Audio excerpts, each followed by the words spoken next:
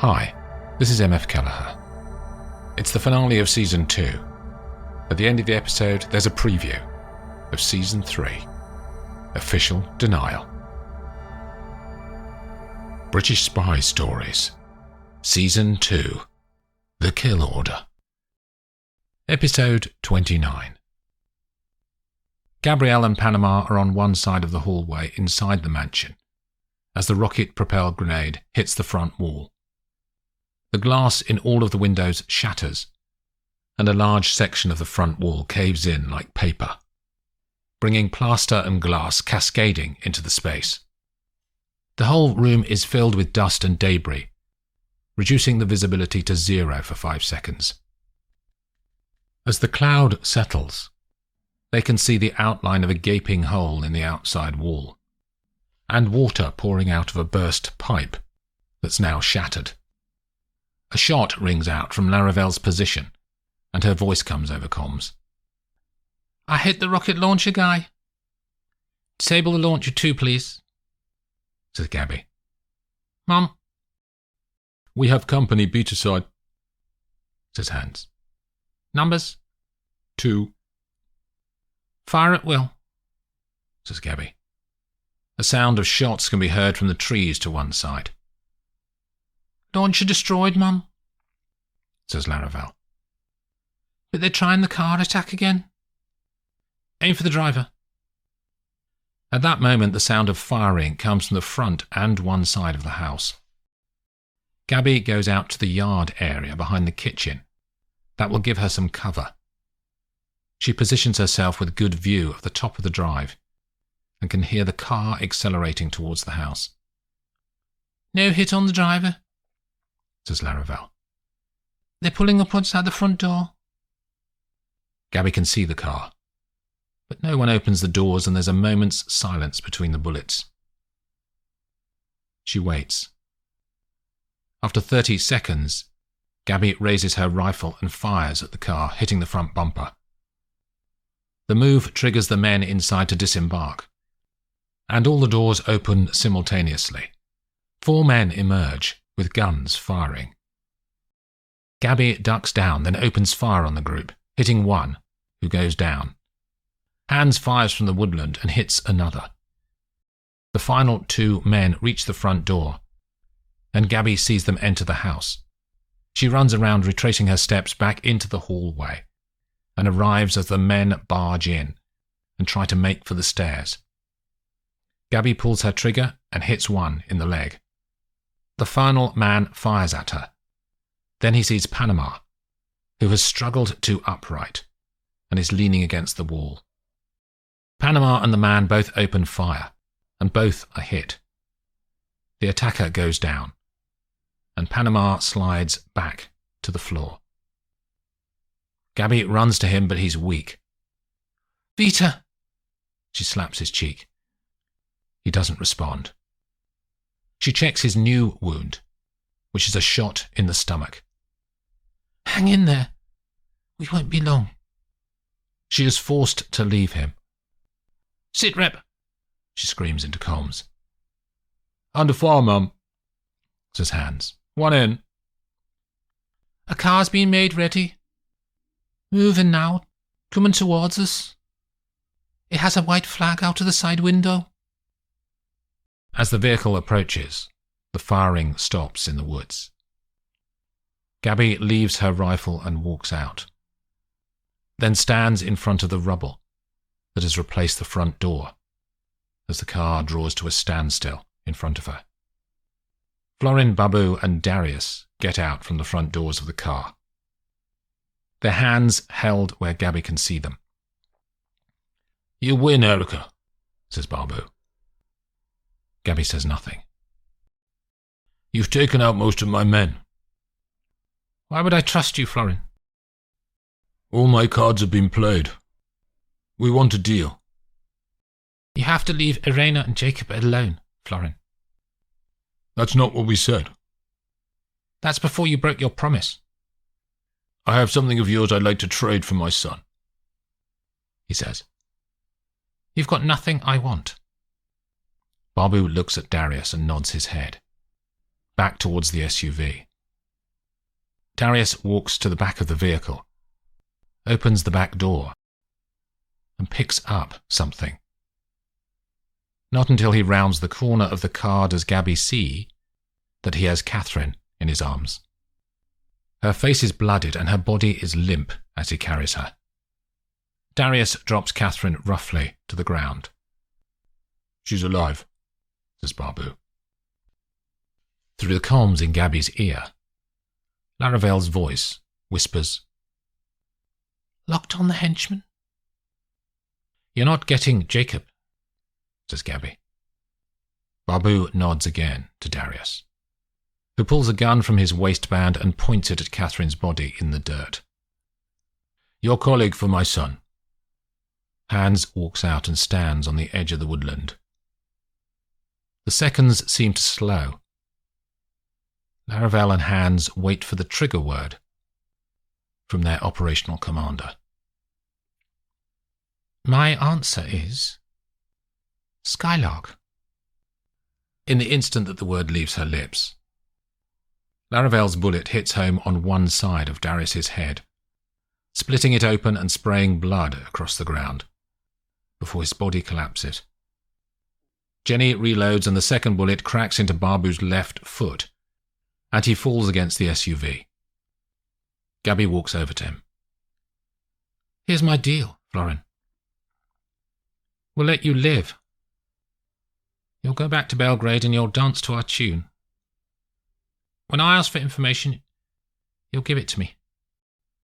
"Why would I?" he says. "You're nothing. My contacts will hunt you down." "Jacob and Irina will disappear. Officially, they died here today. You'll mourn your son and be seen to mourn your son. One day you may see him again." Barbu says nothing. "Hans, put cuffs on him," she says, "while he thinks." Hans walks over, cuffs Barbu, and sits him in the car. Then he kneels next to Catherine, checking her wounds. Laravel calls from the hallway, behind Gabby. "Gab, you need to see this." Gabby walks back inside the house. Laravel is bending over Panama, who's lying where he fell on the floor. "No pulse, Gab." Gabby breathes out and rests her hand on his forehead. "I'm sorry, Vita." The spring sunshine bounces and refracts off the roof of the Berlin Hauptbahnhof station. Laravel pulls a wheeled suitcase along the platform, followed by Gabby and lastly Irina, with her hand firmly holding onto Jacob. "This is your carriage?" says Laravel in Russian. They take the case inside, then walk back out to the platform, where Gabby is waiting. "Thank you," says Irina. "You've saved my life, and my boy's life. When you get back to London, they'll meet you off the train and find you somewhere to stay," says Gabby. "Then they'll sort you out 2 new names. Do you know where you're going to end up?" "Not yet," says Irina. The 3 women look at Jacob through the glass. "I heard what you said to Florin on the forest, that he would be able to see Jacob one day." "I lied," says Gabby. "Part of the job, sadly. He'll never see him. I suppose if Jacob wants to see him when he's older, he could. But that's up to you. As long as Barbu thinks there's a chance he may see him, we can pull his strings and he'll be a source for us." The sound of the guard's whistle flows over the surrounding noise. Irina kisses them on the cheek and gets on board. The train pulls out and they all wave. Gabby and Laravel turn back to the main concourse and start to walk. "What about Oana and Teresa?" says Laravel. "You've done what they said. Barbu will publicly mourn his son. As far as the world is concerned, Jacob died in our operation. London are going to shut the route down now. It's no longer of any use to us." The two women reach the entrance to the station. Hans says he's organising something special in the bar tonight, if you're free, says Gabby. I'll see you later. Only a handful of people are visible on the streets around the Met Bar, mostly making their way back home from the supermarket, or arriving late after a day in the office. A rough handwritten note pinned to the door of the bar says, "Closed for private party." Inside, Hans is standing behind the bar, pulling bottles from the glass shelves along the back wall. He busies himself mixing combinations of drinks and tasting the results with varying degrees of success. He looks up when he hears the tap on the door and walks over to unlock the bolt at the top. "Hello, Gordon," says Laravel. "Come in, Jenny. You're the first. Want a drink?" "What's all this?" she says, pointing to the bottle forest on the bar. "That's for later." His eyes widen. "A surprise." "I'll have a red wine for now, then." He puts a glass down in front of her and pours a Malbec. "How's your arm?" "Good. What about your hand?" "It's a scratch." Another knock comes on the window of the Met Bar, making them look round to see Catherine's face at the door. Hans opens the door and Catherine swings a set of crutches in through the doorway, and they help her to sit down at one of the tables. He pours her a double of whiskey. She knocks it back in one, then lets out a long breath. "What was it like being back in the field, Gordon?" she says. "It all came back. I just want more now." "What about you, Jenny? Your first field battle?" Laravel nods. "Does it get any easier?" she says. "No, it doesn't," says Catherine bluntly. It has started to rain by the time the roar of the Z4 sounds from the junction by the bridge, and they look up as Gabby parks outside. A fine mist of water drenches the street and gives the plate glass windows of the Met Bar a reflective sheen. Hans opens the door and waits for her to climb out and walk into the cocooned warmth. He gets more drinks from the bar and they all sit around a table near the window. The others are unconsciously silent, and their eyes fall on Gabby. "I'm not going to give some fucking speech, you know," she says to them. But she can feel the weight of their expectation. "All right." She puts her hands up in mock surrender. "We did well. Irena and Jacob are safe, and Florin Barbu is our #1 man in the Serbian mafia. A toast, though." She raises her glass. "To Vita." They all follow her lead. "What happened to you, Kate?" says Laravel. "When I woke up after they snatched me from Innsbruck, I was in a container for hours. They must have been taking me up through their smuggling route." "Did they break your leg?" says Hans. "I tried to escape, and they got a bit heavy." She touches the cuts on her face. "Nothing I couldn't cope with there." "Your kill order was leaked," says Gabby. "There was a hack on an Oberon file from the UK. They got access to an MI6 laptop somehow." Gabby's phone vibrates in her back pocket. She pulls it out. "It's Sir Bernard," she says to the group, then walks to the back of the bar to take the call.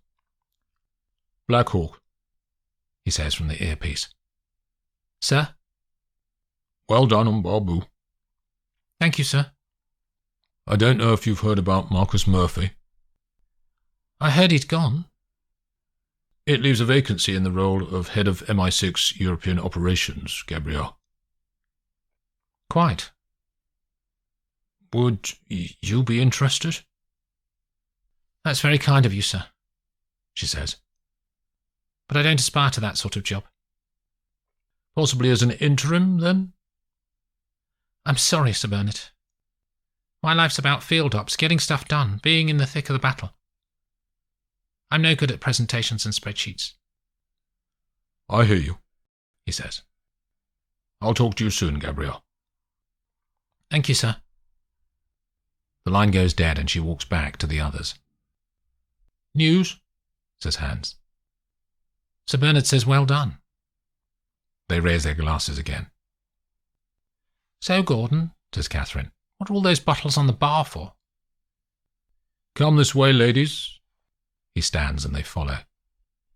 He pours various liquids into the cocktail mixer, announcing each ingredient as he does so. Ice, 1 shot of rum, 2 shots of Kahlua, orange juice and Campari. He puts the top on the shaker and shows off with fancy moves which they groan at and heckle him. Just don't bloody say, shaken not stirred, says Laravel, and they all smile.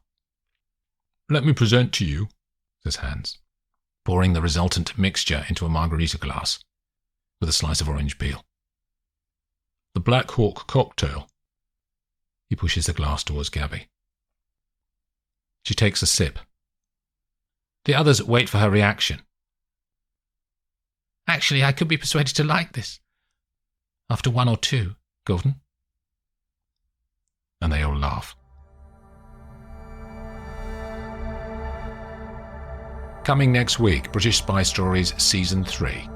Official Denial. Here's a preview. Laravel pulls off the lens and walks towards the restaurant. There are no tables left, but the waiter finds her a place at the bar, and she orders food. All the while watching Elena and her lunch companion from the other side of the restaurant. She finishes some of the food and walks towards the front of the place, making directly for Elena. As she passes the table, Laravel drops her phone onto her foot to reduce the impact. It skates off her shoe and across the floor to land among the table legs near Elena. "Oh, I'm sorry," she says in Russian. "My phone? I dropped my phone." Elena and the man at the next table turn and realize what has happened. The man tries to help, but Laravel tells him that she can retrieve the device. She drops to her knees and reaches into the gap between the tables. Elena's long coat is on the back of her chair, and Laravel opens her palm and pushes one micro tracker onto the fabric of the coat. Then, with a single sweep of her hand, she manages to briefly touch Elena's boot and attach a second micro dot tracker to the toe cap.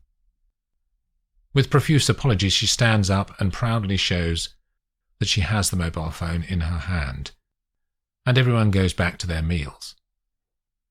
Laravel returns to her place in the bar, pays the bill, and slips back out into the street.